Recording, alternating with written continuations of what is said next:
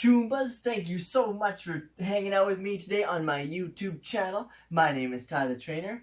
So, today is the first video in a new series I'm starting called Begin Calisthenics. So, I'm super excited about this because if you don't know, I grew up doing the street sport of parkour and free running, and a lot of my strength training was calisthenic based. So I learned a lot of my strength skills on the rings, straight bars, just my own body weight. So, as I progressed in life and I became a personal trainer, studied kinesiology, anatomy, and learned the science behind the movements, not only have I been able to create very effective body weight calisthenic routines, but they're a lot more enjoyable to me as, I grew up doing them. And now I can share them with everybody on their path to physical freedom. So, without further ado, let's jump into the routine. So, the first workout in this series is going to be a pull-push combo. So, we're going to be working the pulling movements as well as the pushing movements. And the first order of business to get out of the way is our mobility matrix. If you haven't seen my video on why we warm up, I would go check that out. But basically, the most important key here is to prep the joints to complete the movements we're doing that day, okay? So, grab onto a stopwatch because the first mobility matrix drill is our neck matrix. So how that works is you're going to set a timer for 30 seconds, and all you're going to do is start by tucking your chin to your chest, top of head, back to spine, to the middle, left ear to left shoulder, right ear to right shoulder, and you would just repeat that sequence for the remaining 30 seconds. And if you feel tight in one position more than the other, so let's say you feel tight in this position, you got your scalenes and all these muscles like your levator scap are a little more tense, you can hold it there for a couple extra seconds before moving on to the next part of the sequence, okay? So, 30 seconds of the neck matrix, and then we move on to the next mobility drill. Alright, Choombas, for your next mobility drill, you're going to need a wall and a fabric of any type. You could use a shirt. I'm just going to use a knee band here because this is what I have access to. And this is going to be a serratus slide.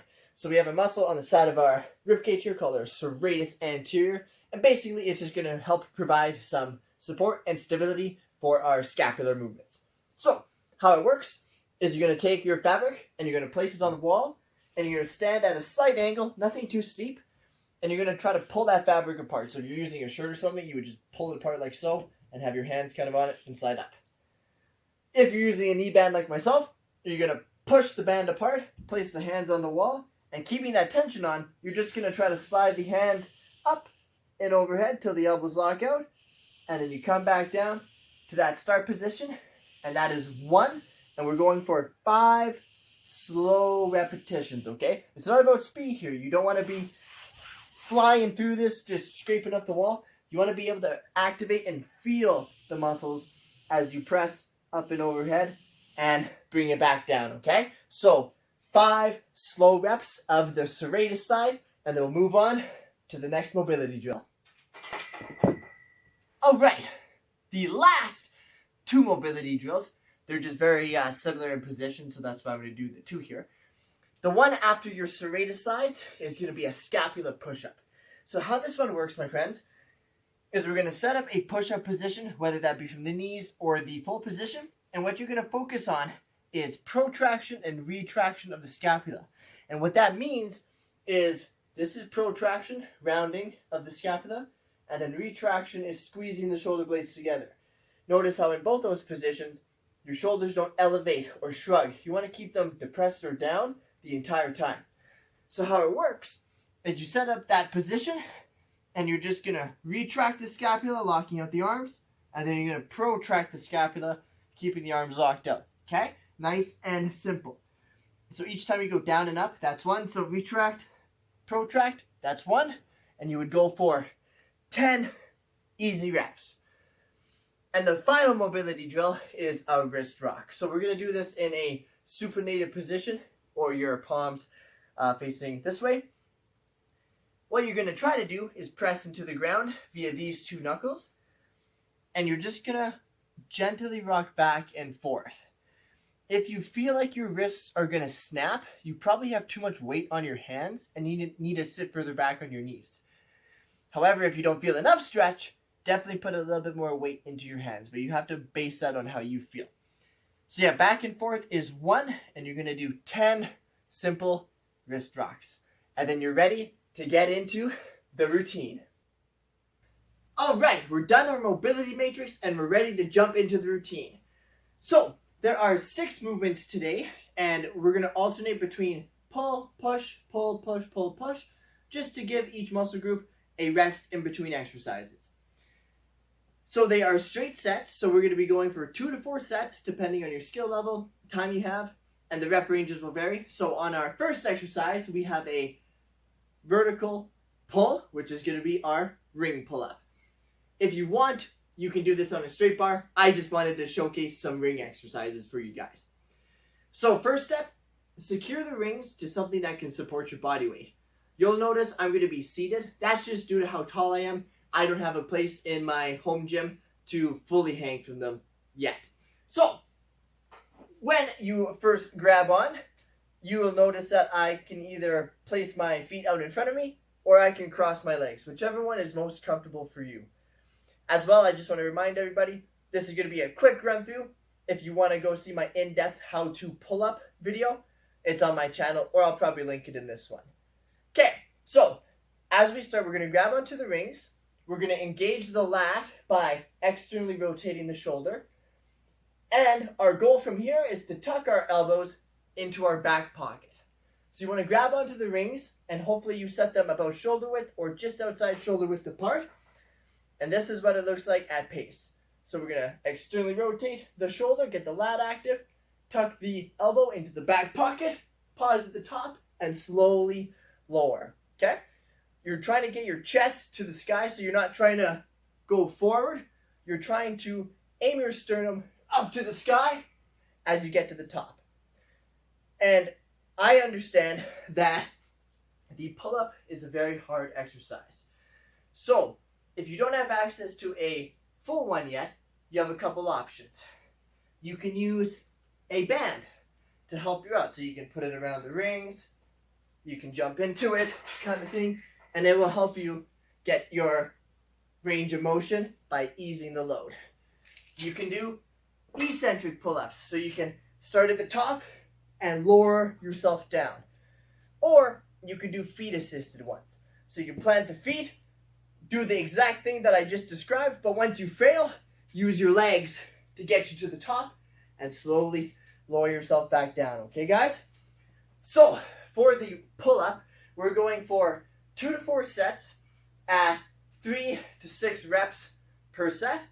You'll rest 60 to 90 seconds, and then you can move on to the next set. And once you've completed 2 to 4 sets, you move on to the next exercise, okay? Okay, choombas, after you've done your 2 to 4 sets of pull-ups for your 3 to 6 reps, we move on to B1, which is our ring push-up. Now you're going to have to lower the rings down a little bit so you can set up the proper push-up position. Keep in mind too that if the normal push-up is a little bit too challenging for you, I do have a variation which will make it a little bit easier. So what you're going to do is you're going to set up a standard push-up position, but now you're holding on to the rings. So once you get that set up, you're in your standard plank. We're going to start in scapular protraction with locked out arms. And your goal here is to slowly lower yourself down in between the rings, right to there. And then you're going to push to the heel of your hand, back up to that top position, locking out the elbow. You might notice when you first try this on rings that it gets a little squirrely and it gets a little shaky. So to help mitigate that, what you can do is think of trying to keep the rings together the entire time. This will cause a adduction contraction at the pec, which is also very, very beneficial for our chest, but it will help stabilize the ring as well. So if you're kind of going shaky on the way down, try bringing the rings together and then slowly lowering yourself down and pushing back up, okay? So your rep range on this is still 2 to 4 sets, but Push-ups are a little bit easier, so we're going to go for anywhere between 4 and 8 reps. Still resting 60 to 90 seconds before you begin the next set, 2 to 4 sets before you move on to the next exercise. Now, if the full ring push-up is too challenging, don't feel bad if you go to your knees. Limit the lever you have to load. Get comfortable with the movement first, and then build your way up. And if that's too hard, you can even do them at a incline where you're standing up like so. You just have to make sure you really anchor whatever you're on so it doesn't tip forward, okay? So yeah, there you go. You got ring push-ups, 2 to 4 sets, and then we move on to the next pull exercise. Okay, choombas, after our ring push-ups, we move on to A2, our secondary pull exercise, which is going to now be a horizontal pull, the inverted row. Again, you can do this on a straight bar, but I just wanted to showcase some ring exercises. So, we're going to set the rings at a height that if you lay under them and engage your glute bridge, your back is off the ground. So, doing just that, you can play around with your grip if you want to. You can grab in a pronated grip, a neutral grip, or a supinated grip, whichever feels most comfortable on your joints. From there, you grab on, lay down, plant your feet about hip width apart, and then engage a glute bridge, like so. So you don't want to be in a super anterior tilt, you want to just be in a neutral spine. And as you're hanging out, you can kind of let the scapula protract or retract, whichever is more comfortable for you. From this position, you're just going to pull yourself slowly up. Again, try to tuck the elbows into the back pocket, trying to get the elbows as far behind you as you can, keeping the neck neutral, and lowering yourself back down. So that is 1, 2, and so on and so forth. So for this day, you're going for 2 to 4 sets of 6 to 8 reps on the inverted row. Remember, it's not about speed, so you're not trying to just whip it up and come back down. You want to control the entire movement. Feel your scapula engage the pull before your elbows travel behind you, trying to get your breast or your chest to the ring before you lower yourself back down, okay? After your 2 to 4 sets, you move on to the next push exercise. Alright, my chooms, after our inverted row, we got the RTO dips. Now, dips are also a very hard movement, so we're going to start with the beginner version. If you can do the full version, fantastic. But for this program, we're going to start with the feet supported one, okay? So, we're going to need the rings at a height that if we set up our dip, we can get down to parallel without our butt hitting the ground.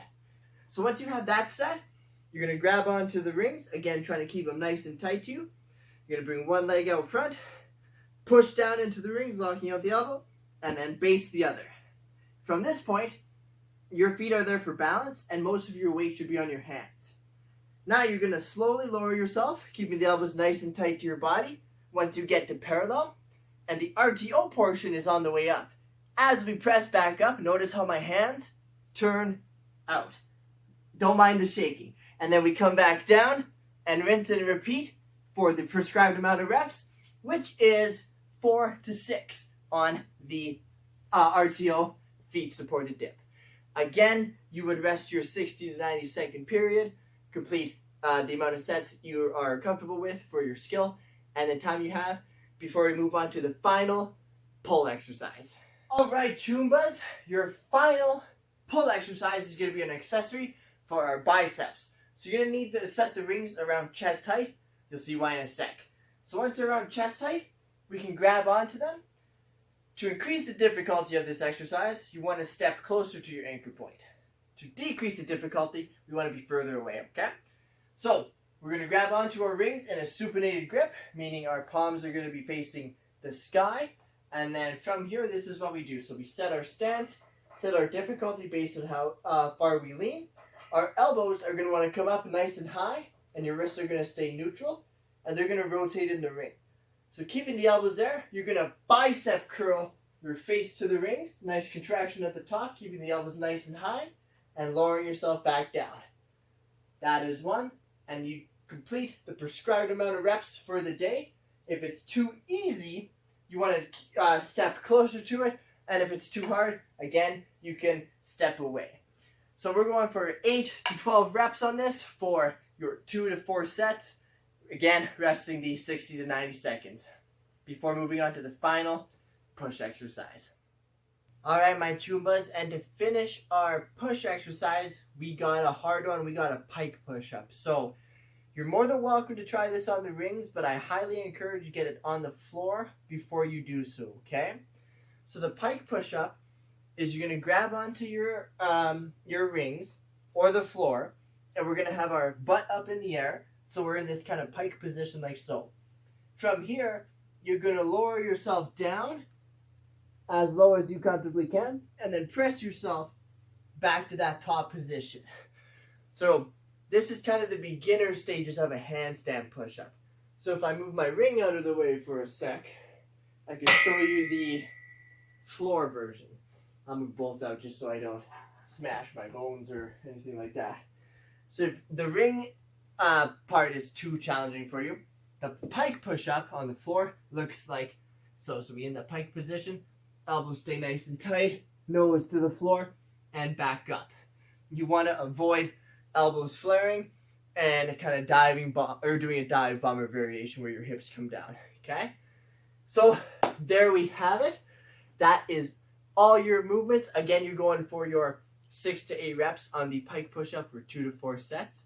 And then you can go into the cool down. Okay, choombas, after you've made it through the full workout, let's decompress some of those joints and muscles and just get a nice, good stretch on. So your first stretch of your kinetic chain cool down is a dead hang.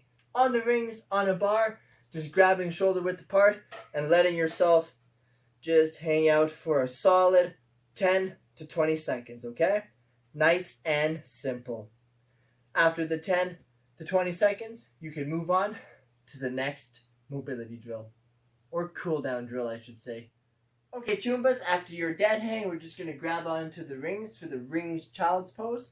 So you just grab on, hinge at the hip, and what you want to do at this bottom position is try to protract this gap or round your upper back.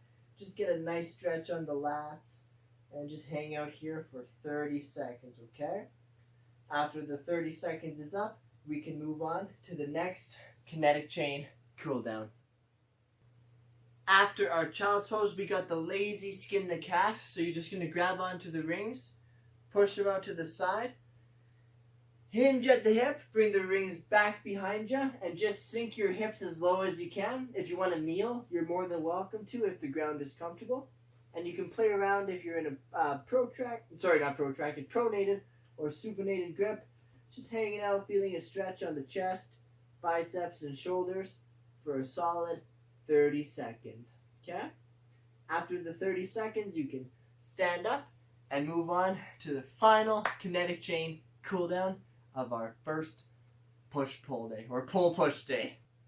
And to finish our kinetic chain cool down, we got the forearm stretch, so you can use a wall. I'm just going to use a post here so you can see for because you're going to be doing per side anyway. So you're going to place your palm upside down on the wall. The lower you go, the easier it is on the forearm. The higher you go, the more stretch will be. So just go with what your body needs best, and you would hold for 30 seconds per side, and that concludes your workout. Very good job.